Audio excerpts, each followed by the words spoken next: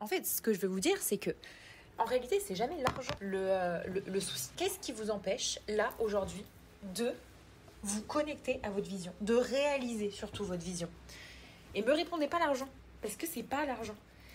L'argent, c'est un moyen, c'est un levier, c'est un super levier, bien entendu qu'on en a besoin. Mais avant de réaliser votre vision, en fait, quand je parle de vision, il n'y a pas vraiment d'échelle de temps, etc. Je ne peux pas vous dire c'est une vision de 5 ans, c'est une vision de 3 ans, c'est une vision de 20 ans. J'en sais rien. En réalité, c'est très dépendant. Il y a plein de facteurs. C'est très dépendant de chaque projet aussi. Il y a des personnes qui vont réaliser leur vision bien plus tôt que ce qu'elles espéraient.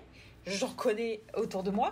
Et qui se retrouvent du coup maintenant à se poser des questions un peu existentielles sur la vie. Sur qu'est-ce que je fais maintenant que j'ai réalisé ce que j'ai déjà. Donc bref, c'est encore d'autres soucis.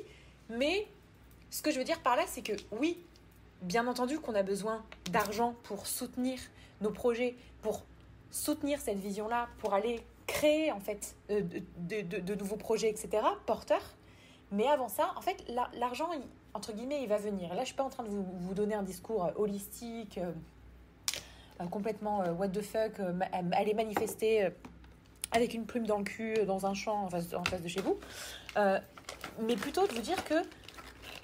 Comment je peux expliquer ça ? Quand je vous dis que l'argent, il va venir, c'est dans le sens où vous allez le réaliser pour réaliser votre vision. Donc l'argent, vous allez le trouver sur votre chemin. Vous allez créer vos offres. Vous allez sortir des produits. Vous allez trouver cet argent-là. La vision, c'est pas juste... En fait, ce que je veux vous dire, c'est que la vision, c'est pas juste une offre. C'est pas juste se dire moi, j'ai la vision de créer... de sortir un programme ou c'est plus que ça. Votre vision, c'est un ensemble de paramètres, de choses, de projets, de votre message en fait, de ce que vous incarnez qui doit être déployé. Vous voyez ce que je veux dire ? Si je vous prends mon exemple, bon, j'espère que ça va être assez clair, mais si je vous prends mon exemple, moi ma vision, c'est pas juste j'ai une vision de créer une académie pour les multipotentiels. Non, ça c'est un souhait, c'est super, c'est réalisé. Ma vision, elle est plus lointaine. Moi, ce que je souhaite profondément, et je l'annonce en public, c'est de créer un mouvement autour de la multipotentialité. C'est pas juste de créer une académie pour les multipotentiels. Juste de me dire, je vais faire rentrer quelques élèves, c'est sympa, ils vont suivre le programme, et puis basta, et puis ciao. Non, moi, c'est pas ça que je veux. C'est une vision long terme, c'est une vision de vous rentrer dans une académie, mais en fait, vous rentrez dans une communauté, vous connectez avec d'autres multipotentiels. On va pouvoir faire des événements en présentiel, on va pouvoir organiser des choses autour de la multipotentialité, pourquoi pas un show. Moi, j'ai une vision où j'ai envie de bâtir un mouvement, d'être le premier mouvement multipotentiel francophone. Ça fait partie de ma vision. Et encore, c'est peut-être même pas assez ambitieux. Il y a plein de choses en réalité. J'aimerais créer une plateforme pour les multipotentiels. J'aimerais créer un show en présentiel, un show un peu artistique. En fait, mêler tout ce que j'aime. Et c'est là que je peux lier aussi mes passions dans mes projets, sans forcément tout monétiser. Parce que si je vous prends une de mes passions, la danse, j'ai pas envie de la monétiser en tant que telle. Par contre, la danse, je peux l'amener par exemple dans un projet de show, organiser un grand show multipotentiel avec plein d'activités, avec de la danse, avec du chant, avec, j'en sais rien, avec du théâtre, avec tout un tas de choses en fait que moi j'aime et que j'aimerais justement représenter. C'est une idée, vous voyez. Mais ça fait partie de ma vision. Ça fait partie de ma vision de bâtir quelque chose qui me dépasse. Un mouvement qui est déjà en train de me dépasser, mais qui plus ça va aller, plus il va me surpasser, voire même un jour, peut-être que je revendrai tout ça. Peut-être que c'est une entreprise que je vais tellement faire monter et qui aura tellement une vision qui est forte, parce qu'en réalité, c'est ça, quand on est aussi amené à faire de l'achat-revente d'entreprises, quand on revend nos entreprises, on n'en est pas là, mais sait-on jamais. On peut y penser, on a le droit d'y penser, c'est pas interdit. Les entreprises qui se revendent bien, c'est aussi des entreprises qui sont bâties sur des visions qui sont fortes, sur une clarté, sur un storytelling qui est fort. Alors bien entendu, quand on est sur du personal branding, c'est encore différent, c'est pas du tout la même chose, et je suis pas encore assez bien placée pour vous en parler parce que je n'ai encore jamais racheté d'entreprise, mais voilà, ce que je veux dire, c'est qu'on a le droit d'y penser. Donc votre vision, elle doit être puissante, et vous ne devez pas avoir peur une seule seconde de vous dire « Ouais, mais bon là, je rêve un peu ». Ne doutez pas en fait, on s'en fiche.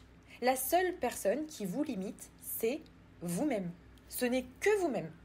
En réalité, les autres peuvent y contribuer, seulement si vous leur donnez accès, en fait, quelque part, à cette part un peu vulnérable. Ouais, on peut dire ça comme ça, mais les autres ne nous limitent jamais vraiment. En fait, ils le font que si on les autorise, honnêtement. En réalité, si on prend nos responsabilités, moi, c'est un petit peu ce que j'ai eu à faire aussi. Bon, je suis désolée, j'espère que vous entendez bien parce que je suis en train de me maquiller en même temps. Si on prend nos responsabilités, c'est vraiment ça. En fait, moi-même, j'ai longtemps accusé le coup en me disant « Ouais, mais c'est les autres qui me limitent. » Quand je leur parle de mes projets, ils rigolent. Ou alors, on me fait comprendre que c'est pas bien, c'est nul, c'est pas assez ambitieux. Donc du coup, ça me donne envie d'abandonner. Ouais, certes, et je peux comprendre, il y a des personnes qui sont très sensibles à ça, et moi j'en fais partie. J'ai une grosse sensibilité par rapport à ce que l'autre va penser de moi, de mes projets, de mes idées, de mes perceptions, de tout un tas de choses, de ce que je peux être ou ce que je peux représenter. Mais c'est pas la responsabilité de l'autre, en fait, de changer sa perception. Vous voyez ce que je veux dire ? C'est un combat qui est infini. En réalité, ça revient au combat de j'ai peur du regard de l'autre, du jugement de l'autre. C'est pareil, en fait, le problème, c'est pas l'autre. L'autre, il n'arrêtera jamais, en fait, d'avoir un jugement sur nous. Et c'est normal.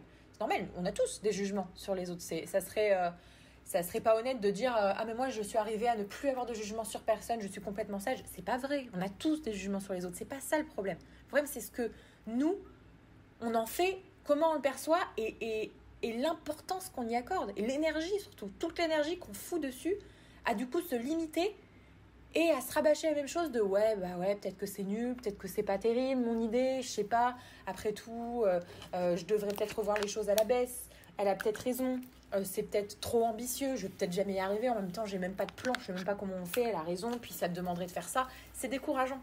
Donc c'est ce que je vous dis, la seule personne qui vous limite vraiment, ce n'est que vous-même. Que vous-même. Donc vraiment, gardez ça à l'esprit, parce qu'une fois qu'on sait ça, pour moi, on peut tout faire. Et c'est clairement le chemin que moi, j'ai décidé d'emprunter. Alors, est-ce que je vous dis que je pète tout le temps de confiance en moi ? Non, c'est pas la vérité. Il y a plein de fois, d'ailleurs, je l'ai exprimé plein de fois sur les réseaux sociaux. Moi, quand je monte sur scène, par exemple, j'ai plus confiance en moi. Je suis pas à l'aise. Alors que pourtant, je le fais parce que je sais aussi que ça fait partie... Ça fait partie de ma vision. En tout cas, ça la nourrit. C'est-à-dire de déployer mon message à grande échelle, d'incarner pleinement ce que je dis, ce que je raconte, ce que je veux transmettre, mais surtout de le déployer, de ne pas le garder pour moi. Ça fait partie de ma vision. Mais du coup, c'est très challengeant parce que je me retrouve sur scène et je suis complètement tétanisée. Alors ça se voit peut-être pas, mais je suis tétanisée. Je suis pas bien. Je suis confrontée au regard de l'autre. Je sais plus quoi faire. Je me sens limitée. J'ai l'impression que ce que je dis c'est nul.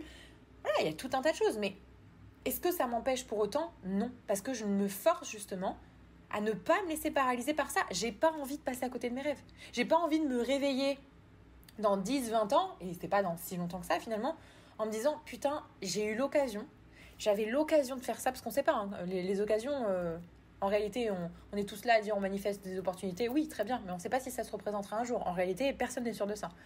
Et j'ai pas envie de me réveiller en fait dans des années, voire même je vais partir plus loin, mais sur mon lit de mort, entre guillemets, et de regretter en fait. Et de me dire, peut-être que j'aurais dû. Elle était ridicule cette peur. Parce qu'en fait, au final, tout est un peu ridicule. Alors bien sûr, c'est facile de dire ça, mais quand on y pense, tout est un peu ridicule. Et j'ai pas envie de penser ça en fait. Et de me dire, c'était ridicule. Pourquoi tu l'as pas fait ? C'est ridicule, on s'en fout. C'est des gens que tu reverras jamais. Qu'est-ce qu'on s'en fiche ? Vous voyez un peu le truc ? Donc voilà. En tout cas, c'est pareil, la confiance en soi, on en parle beaucoup. Pour moi, on ne peut pas avoir pleinement confiance en soi, ça dépend des contextes. Pour moi, il n'y a pas de recette miracle ou de programme miracle. Suivez mon programme, en 30 jours, vous aurez une meilleure confiance en vous. C'est pas vrai. Enfin, ça ne fonctionne pas comme ça. Pour moi, la confiance en soi, c'est hyper aléatoire. Puis ça dépend vraiment des domaines. Moi, comme je vous dis, vous me mettez sur une scène, j'ai plus confiance en moi. Par contre, vous me mettez devant une caméra, y a d'autres contextes sur lesquels je suis hyper à l'aise. Ou même en interview de podcast, je suis hyper à l'aise parce qu'il n'y a pas vraiment de public. Je suis avec une personne, vous voyez. Bon, c'est un exemple. Mais la confiance en soi, elle dépend vraiment, vraiment, vraiment des contextes. Donc c'est pareil. Encore une fois, on est tout seul à se limiter. Franchement, une fois qu'on a compris ça, je vous jure, une fois que vous avez pleinement compris, incarné que vous êtes le seul, la seule décisionnaire de votre vie et que tout est vraiment possible, je vous jure, ça change tout.